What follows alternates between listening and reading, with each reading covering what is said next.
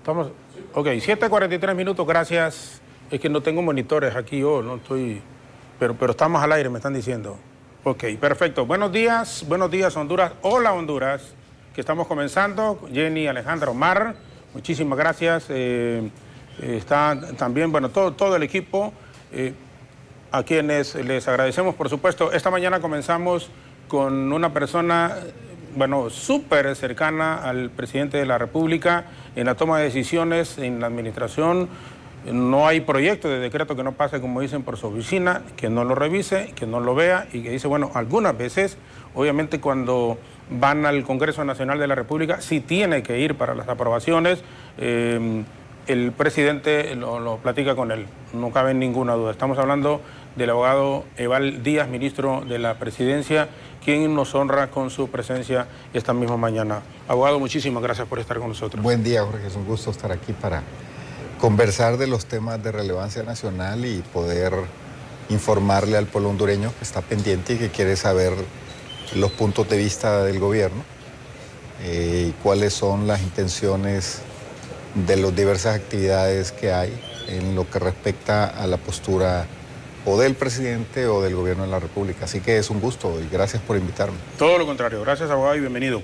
Entramos en materia, el acuerdo con el Fondo Monetario Internacional, han habido 2 semanas de conversaciones, están llegando a su etapa final. ¿Qué va a ocurrir este día? ¿Cuándo harán el anuncio en forma oficial? Si se llega a un entendimiento en forma definitiva con el fondo. Mire, en ese tema afortunadamente las noticias son más positivas. El día de ayer estuvimos en una reunión acompañando al presidente de la República con la misión del Fondo Monetario y durante poco más de 2-3 horas estuvimos conversando sobre la situación económica del país. Y la misión, el jefe de misión del fondo comenzó haciendo un análisis de lo que pasa en el mundo y luego en la región latinoamericana y luego hasta que llegamos a Honduras. Y lo que ellos ven en el mundo es que hay una desaceleración económica. Ellos visualizan que poco a poco el crecimiento económico mundial va perdiendo velocidad, va perdiendo fuerza por diversos factores. Eso obviamente tiene una implicación en la región latinoamericana porque el comercio y la economía se mueve a base de importaciones, de exportaciones. La región latinoamericana, incluso la CEPAL ya se pronunció y dice que va a crecer a menos de 2 puntos, probablemente 1.7 en este año 2009. Y Honduras es un caso excepcional. Honduras es de los países que mantiene una tasa de crecimiento positiva y arriba del promedio de la región, especialmente en Centroamérica. Nosotros crecemos más que El Salvador, crecemos más que Nicaragua, crecemos más que Guatemala, está Panamá y Dominicana que crecen más que Honduras. Nosotros ocupamos el 3er lugar en crecimiento económico.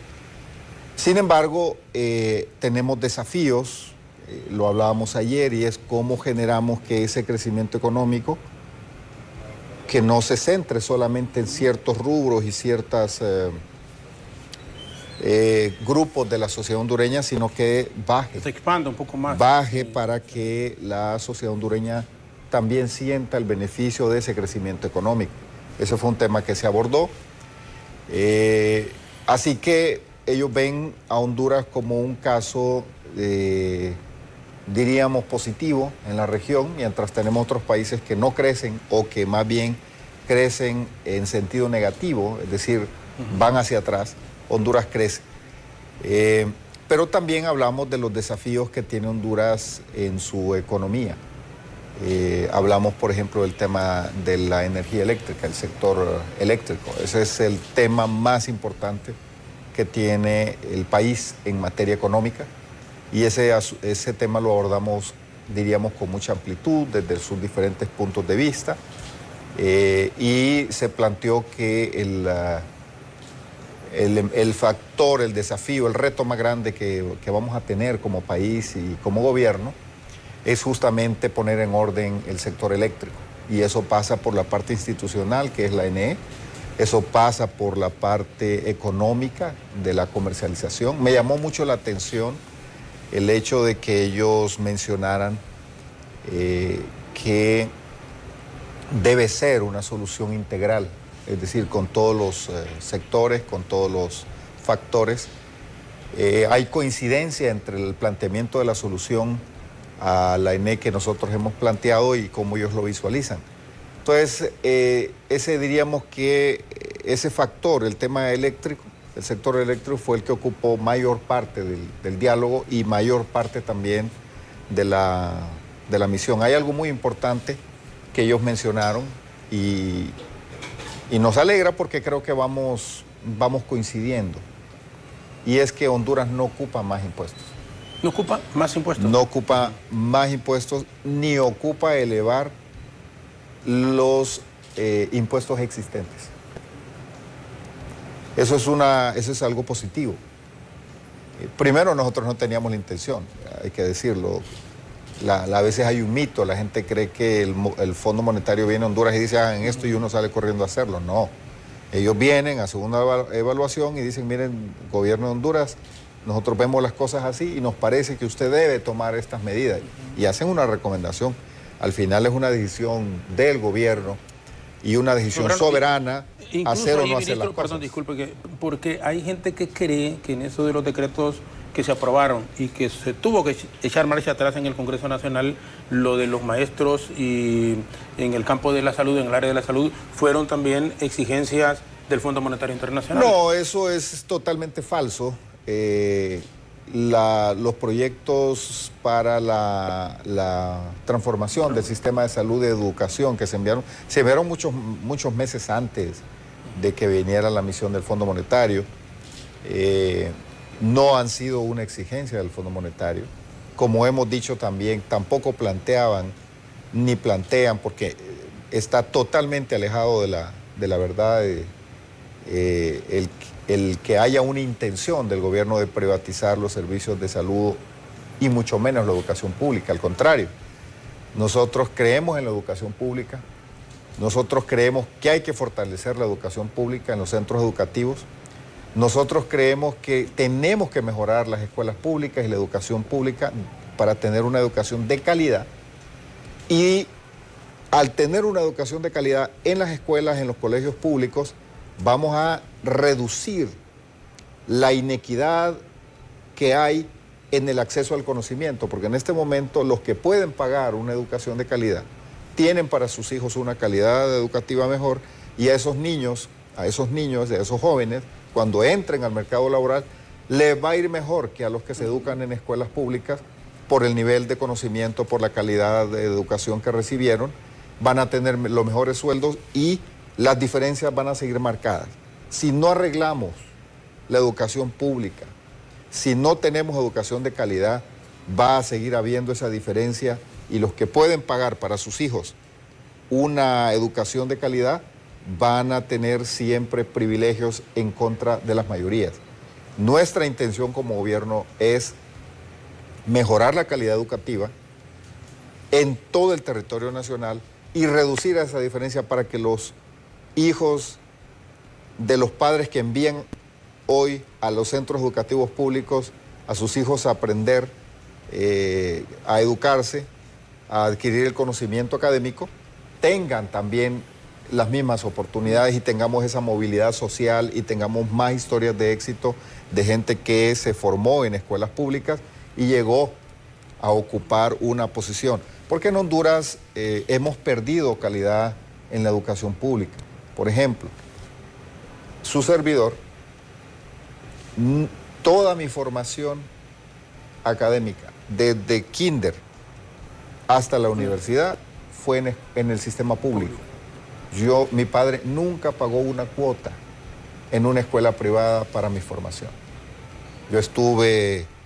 en la costa norte, en el Progreso. Estuve en el Progreso, allá estuve en la escuela Pedro P. Amaya, luego estuve en la escuela, en el colegio Perla de Lulúa. Mi papá viajó a El Salvador, allá terminé bachillerato, regresé a la universidad y terminé mi carrera en el sistema público. Entonces, Para mencionarle, el presidente Hernández, su formación inicial es en una escuela pública, en la escuela Juan Lindo del Empira, y también en la Universidad Autónoma. Entonces, estamos hablando de un presidente que la mayor parte de su formación la hace en el sistema de educación público. Entonces, nosotros creemos en el sistema público, no creemos que deba privatizarse. Nos parece que más bien hay una privatización indirecta de la educación pública, y es que si no mejoramos la calidad, el padre de familia lo que hace es llevarse a su hijo, sacrifica su bolsa y lo manda a una escuela privada porque el padre quiere una educación de calidad para su hijo, porque los padres hondureños entienden que el futuro, el mejor futuro de su hijo es la educación de calidad que puedan tener. Entonces, ahí se generó una desinformación totalmente alejada de la verdad, y lo que tiene que ver con salud de la misma manera. La educación, el acceso a la salud debe ser público, el acceso a la salud debe ser gratuito.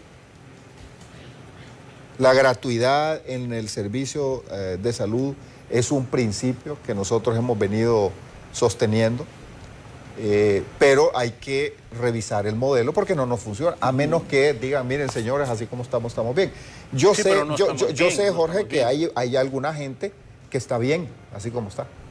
Hay un grupito pequeño que está muy bien y que esos no quieren que se toque y lanzan estas campañas de desinformación y dicen, mira, ahí viene el gobierno, quiere privatizar, cuando uno quiere tocar algo, cuando uno quiere hacer un ajuste y se hacen estos relajos como los que vimos la semana pasada, pero en realidad es que es un pequeño grupo. Ese pequeño grupo sí está bien. Ahí hay gente que gana. Imagínese usted que esté el gobierno que esté, tienen sueldos superiores a 200,000 empiras. O sea, estamos hablando de una clase privilegiada. Y esos son los que revuelven y no quieren que se toque. Y a veces se sorprende a la ciudadanía. Pero bueno, nada tiene que ver eso con el fondo. No ha sido un tema de diálogo, no ha sido un tema de conversación. Lo de la ENE sí. El tema de la ENE es el tema también, por ejemplo, Ondutel también. Mira, el tema de Ondutel no ocupó mucho espacio, pero es un tema que tenemos que resolver desde el punto de vista fiscal, porque el tema de Ondutel genera un déficit, desafortunadamente, ¿verdad? Es una empresa que debe autosostenerse y cada día que pasa va entrando en una situación más complicada todavía. Así que tenemos un plan, lo hemos venido sosteniendo y hemos venido avanzando para afrontar el tema también de la empresa de telecomunicaciones. Creo que tiene que transformarse. Yo ahí veo mucha voluntad de parte del sindicato, veo mucha anuencia de parte de la dirigencia del sindicato de Ondutel. Nos parece que si ellos continúan con esa actitud de contribuir a una solución económicamente viable y técnicamente también, de reconvertir a Ondutel en otra cosa que realmente pueda competir y que pueda satisfacer las aspiraciones del pueblo hondureño, especialmente lo que tiene que ver con los servicios de internet de banda ancha, internet de velocidad, a través de fibra óptica, que son los fuertes, las ventajas que tiene Ondutel en el mercado.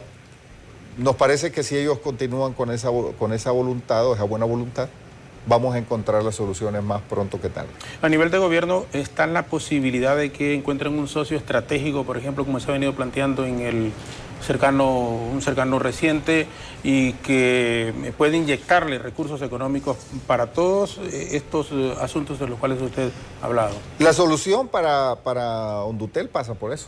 Pasa porque venga un experto o una empresa con músculo y con capacidad y pueda asociarse con Ondutel y pueda invertir. Yo creo que la inversión pública, es decir, tomar recursos del Tesoro Nacional e inyectárselos al ENE sin que haya esto, no es una solución. La solución es que venga alguien y que haga un planteamiento y que arriesgue capital, y que diga yo voy a invertir y se asocie con Ondutel y Ondutel tenga ese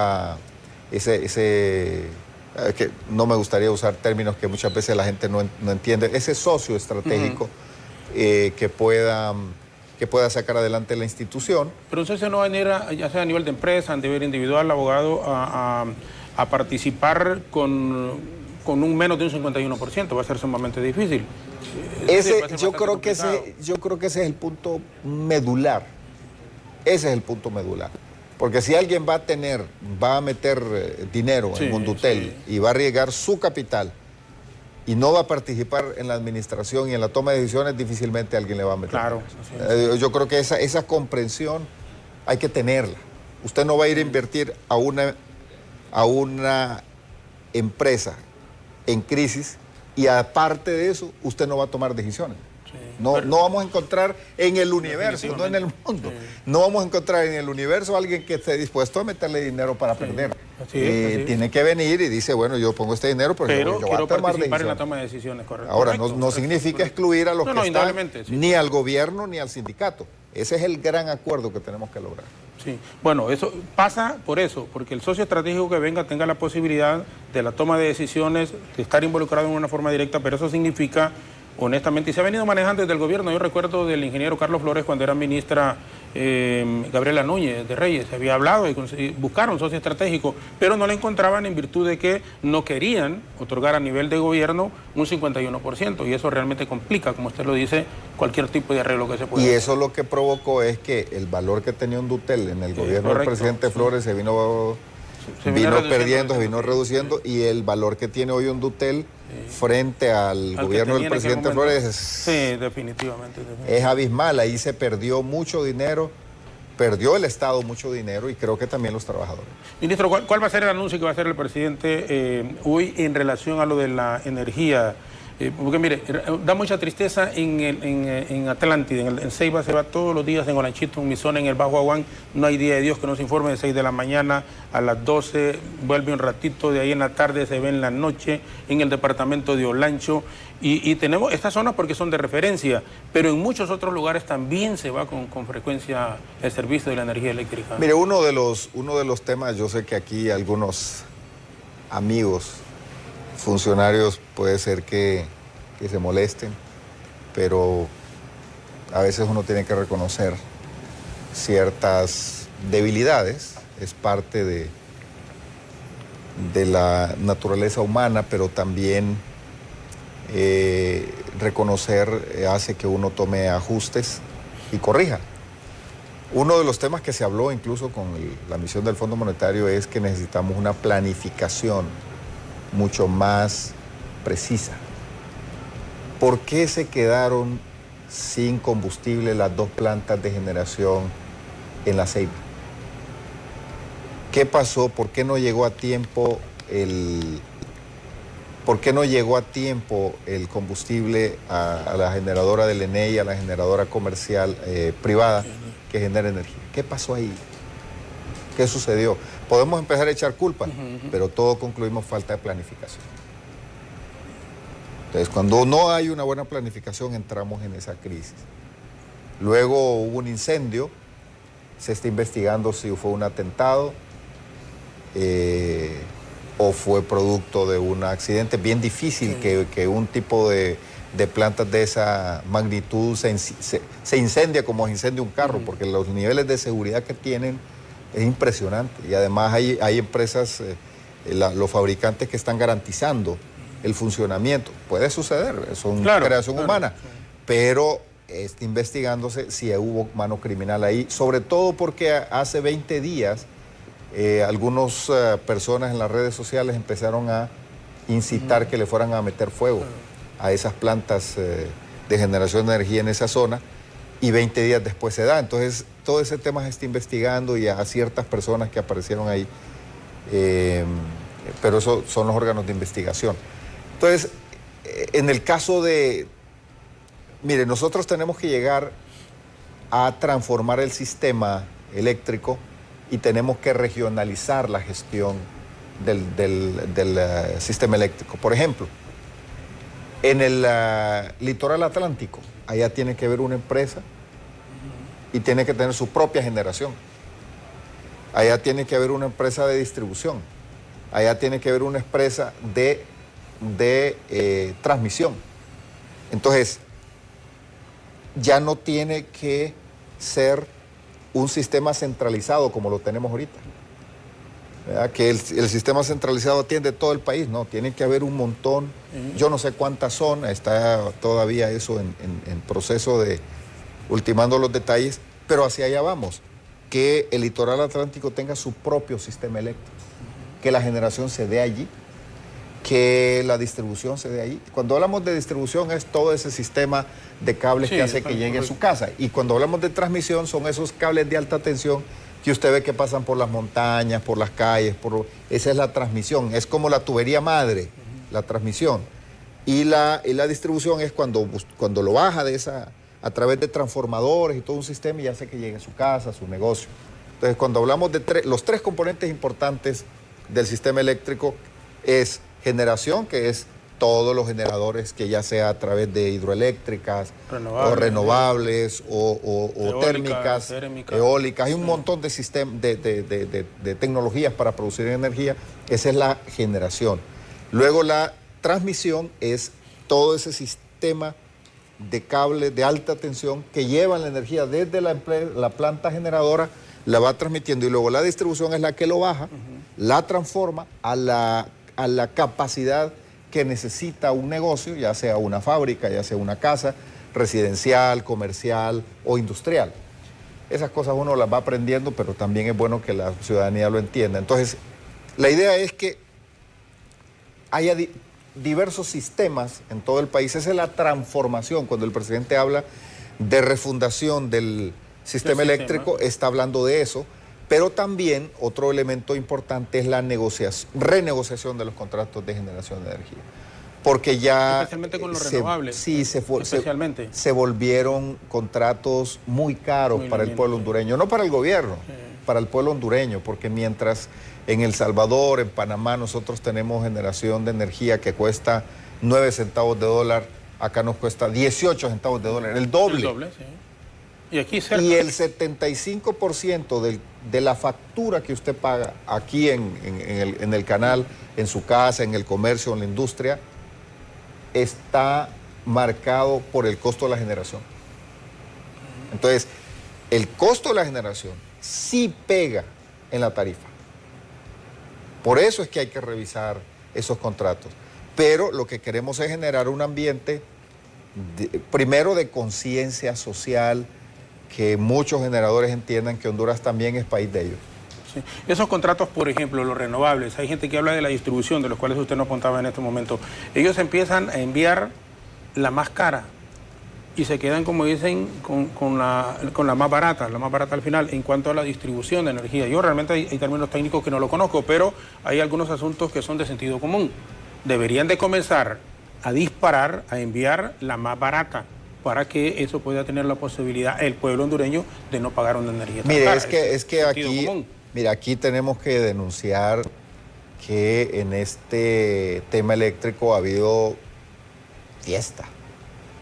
Ha habido fiesta. Pero se ha prestado en también. En el pasado, a través de la historia, ha habido, sí, o sea, todos. Claro. Sí, o sea, todo el sistema. Aquí ha habido fiesta, porque en el Congreso se han aprobado leyes en contra de los intereses nacionales. No digo de este Congreso, estoy hablando de la historia. Sí. Pero también ha habido... es que estamos hablando de una situación anómala, viciada a través de la historia. A través de la historia.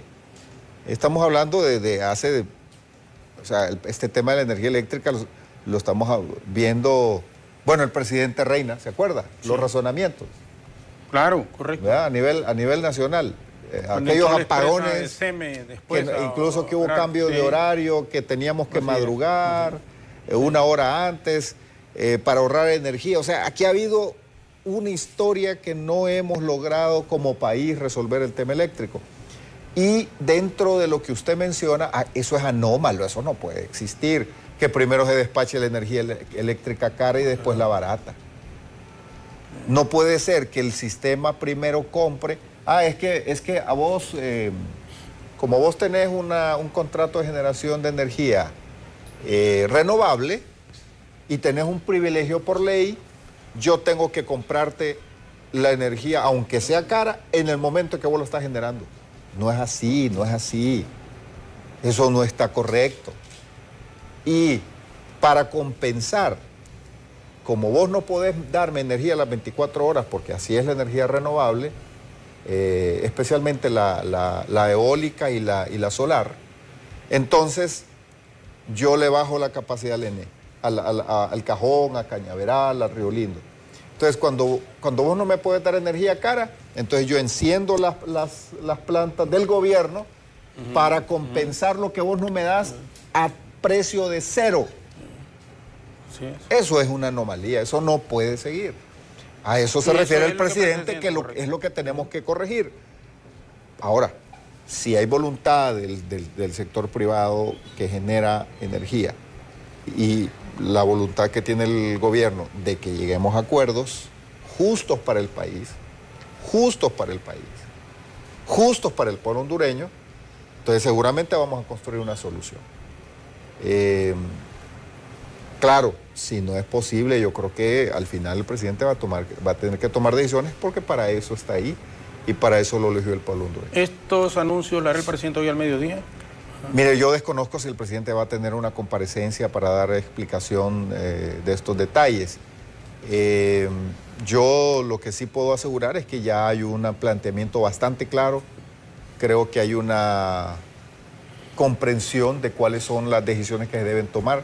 Yo solo he mencionado algunas, en realidad hay otras, para transformar el sistema eléctrico. Pero también es importante entender que esta solución es de largo plazo.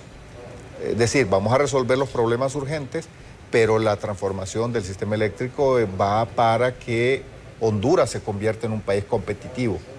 El costo de la energía eléctrica es un elemento muy importante que tome en cuenta una empresa para instalarse en Honduras, y nosotros queremos ser un país competitivo. Es parte de los análisis que hemos hecho en el programa Honduras 2020, y el sistema eléctrico fue justamente uno de los temas relevantes. Hoy el fondo lo ha puesto en la mesa como uno de los temas más importantes que contiene riesgo si no tomamos las decisiones hoy y las decisiones apropiadas. Ese es el mayor riesgo que tiene el país, porque ¿qué pasa cuando la ENE no puede pagar la factura a los generadores? Hay que agarrar de los impuestos, hay que agarrar de los impuestos del pueblo hondureño para pagarles a ellos, y eso no es justo, eso no es justo. Ministro, Jorge Perdomo nos pregunta, y lo teníamos aquí la interrogante, esa ley de alivio a la deuda de financiamiento que va a enviar, entiendo, en los próximos días el presidente al Congreso Nacional de la República. Sí. ¿Qué es de fondo lo que significa? Porque hay gente, bueno, ¿qué va a pasar si el presidente en su comparecencia que tuvo el día del trabajo dijo una persona que gana 10,000 lempiras a veces paga 4,000 en cuestión de préstamos, o paga 6,000 y le vienen quedando 4,000? Sería diferente con ese decreto si se aprueba, en que estaría ya solo tal vez pagando 4,000 y recibiendo 6,000 para poder atender a su familia, algunos gastos de tipo familiar. De fondo, ¿qué es lo que significa ese proyecto de decreto que va a ser enviado al Congreso Nacional? Mire, aquí el trabajador público y privado, es decir, los que trabajan para el gobierno como los que trabajan para el sector privado, viven permanentemente quejándose de que el sueldo no les alcanza para vivir. Y cuando usted entra a ver cuáles son los mayores problemas del trabajador del sector público o privado, usted se va a dar cuenta que el trabajador está endeudado. Es decir, unos deben porque por diferentes deudas. Desafortunadamente el trabajador en su mayoría se endeuda en una deuda de poca calidad. ¿Qué quiero decir con deuda de poca calidad? Que se endeuda por un televisor, que se endeuda no se endeuda por la vivienda, no se endeuda por cosas que aumentan su patrimonio familiar o personal, sino que le debe a las casas comerciales, por ejemplo. Entonces, ese endeudamiento que tiene el trabajador lo presiona, y él presiona al gobierno y presiona al sector privado, dice auménteme, porque él quiere resolver con más dinero sus necesidades, y ese es un círculo de nunca acabar. Entonces, una de las soluciones que el presidente plantea es, bueno, Mire, aumentarle significa que el gobierno tiene que tener más recursos para hacer aumento de los empleos públicos. Y los empresarios dicen, cada día este gobierno nos presiona más cobrando impuestos. Si le vamos a aumentar a un trabajador, ¿de dónde vamos a sacar ese dinero? Porque no hay fuente ilimitada, el gobierno no genera riqueza. La riqueza la genera el sector privado con sus impuestos, con el movimiento económico.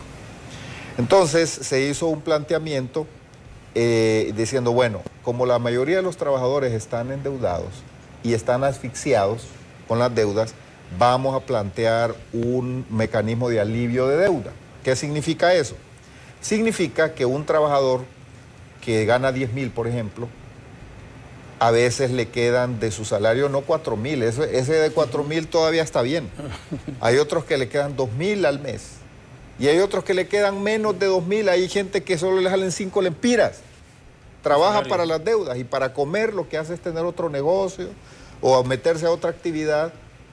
Pero el sueldo que gana en su trabajo no le alcanza, porque todos deben pagar deuda. Entonces, lo que se plantea es decir, bueno, este trabajador, vamos a decirle al banco, o a la cooperativa, o a la institución financiera con la que esté endeudado, que le pasemos esa deuda que tiene a largo plazo, hasta 7 años. Que bajemos la tasa de interés, el gobierno va a dar incentivos a los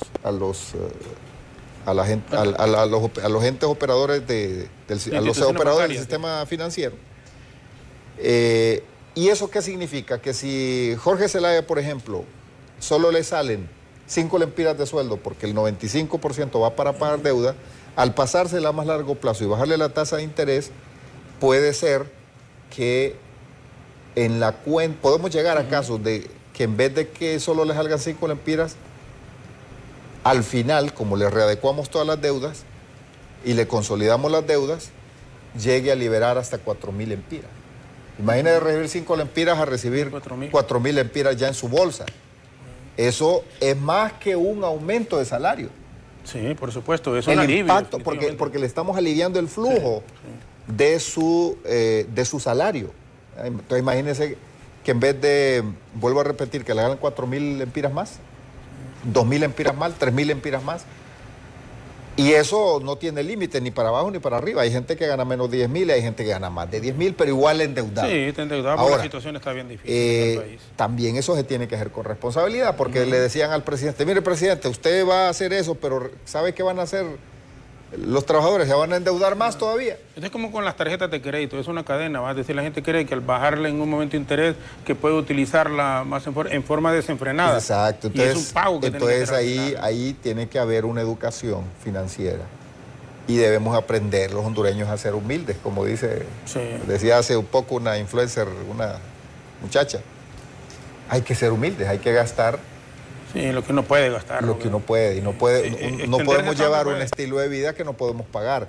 Y lo otro es que sí se va a permitir, hay ciertas regulaciones, va a haber ciertas regulaciones, para que usted, si se va a endeudar, endeúdese en comprar su casa, endeúdese en deudas de calidad, que usted va a mejorar su calidad de vida con esas deudas, pero hay deudas que no le van a mejorar su vida. Cuando termine de pagar ya el televisor no sirve. No, es como cuando compra un carro. O el celular, el celular. Por unos celulares que valen más de 30,000 lempiras y está pagando un celular ahí que eso no le aumenta y le cobró 30, y si lo vida. quiere vender ya nadie se lo va a comprar más que por 15, entonces... Pero eso le ahoga el salario. Entonces todas esas cosas hay que... ese es el planteamiento del presidente, liberar al trabajador con esta medida. Y obviamente el incentivo para los bancos es que bajen el riesgo. El gobierno les va a garantizar con diferentes medidas a los bancos o a los que le prestaron al trabajador el riesgo, ¿verdad? Para incentivarlos a que le tiren la deuda al trabajador a más largo plazo. Ministro, una pregunta, Roger Valdés. Dice, pregúntele al ministro, por favor, ya que lo tienen ahí, el decreto para nacionalización de vehículos. La Dirección de Aduanas no ha dado luz verde para continuar el proceso. Nos dieron 3 meses y ya van 11 días y nada. Bueno, no puedo informarle de manera exacta sobre el decreto. Bueno, entiendo que le pregunta porque usted es el presidente, pero bueno, pero es lo del registro, ¿no? Sí, pero la nacionalización de vehículos no tienen... Creo sí, que es lo del pago de sí se tramita ante el instituto la inscripción en el registro vehicular, pero después de pagar los impuestos de nacionalización, ¿verdad? Sí. Que eso es en... Ok, pero la duda es porque tienen 3 meses, dice, y ya llevan 11 días y no les han mandado... Pero me comprometo a investigar. Si hay un decreto del Congreso en ese contexto, me comprometo a investigarlo, pero no lo tengo en este momento.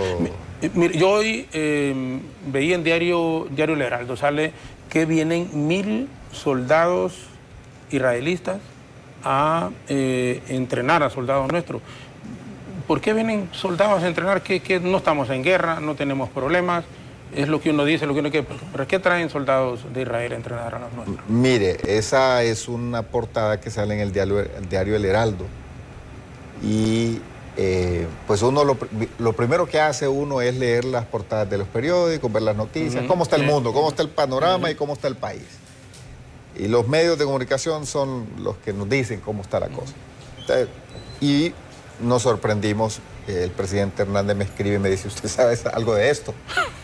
Y le digo, presidente, yo le voy a preguntar lo mismo porque seguramente nos van a preguntar los medios. Y empezamos a preguntar quién sabía algo y definitivamente eso no es cierto. O sea, no es cierto que vienen los 1000 soldados. No es cierto ni que estemos hablando ni de 1000, ni de 500, ni de 100, ni de 50. No es parte de los acuerdos que estamos llevando a cabo con el gobierno de Israel. Con el gobierno de Israel tenemos una agenda que está orientada a ampliar y fortalecer los vínculos de cooperación que tiene que ver con educación, que tiene que ver con innovación. Por cierto, quiero aprovechar para expresar mi solidaridad con el Estado de Israel por los ataques de los cuales está siendo objeto. En este momento, desde hace varios días, están lanzando misiles, ya hay ciudadanos civiles heridos y obviamente nosotros condenamos esos ataques y ese tipo de acciones. Ojalá que se resuelvan de manera pacífica y a través del diálogo estas acciones. Lo digo porque estamos hablando justamente de Israel y si tenemos un amigo que está bajo ataque, pues es bien difícil seguir avanzando en las pláticas.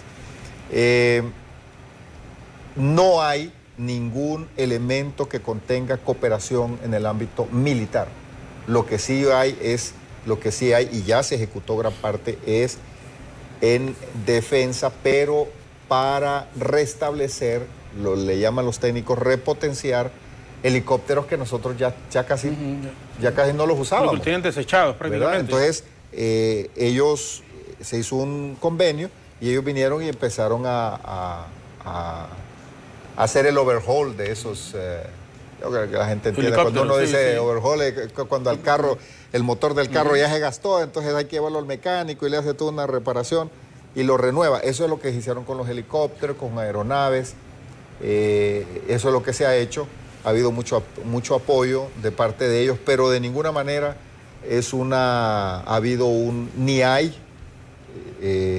un diálogo o acuerdo que implique trasladar soldados israelíes a la base militar de Palmerola. Nosotros tenemos el Heraldo, y sigue siendo, creo, un diario serio. Nos llamó la atención, pero yo hoy quiero manifestar que no es verdad. Probablemente la fuente que ellos buscaron no les dijo la verdad o no es una fuente creíble, porque la fuente en defensa es el secretario de Defensa. Es el ministro Freddy Díaz Zelaya. Y su servidor, que ha hablado con él, hemos analizado de dónde salió eso y no es una posición de gobierno, no se está acordando eso es totalmente erróneo. Así que con relación a esa es nuestra respuesta. Ministro, le agradezco muchísimo el que nos haya acompañado. Hoy estrenando, como dicen ya, programa Hola Honduras. Antes y vino acá con nosotros cuando teníamos el informativo y nos agrada enormemente el que hayamos comenzado también con usted. No, al contrario, agradecerle y felicitarlos por el crecimiento que tiene el canal. Cada día se nota más el esfuerzo que hacen y les deseo muchos éxitos, y al pueblo hondureño decirles que tengan tranquilidad.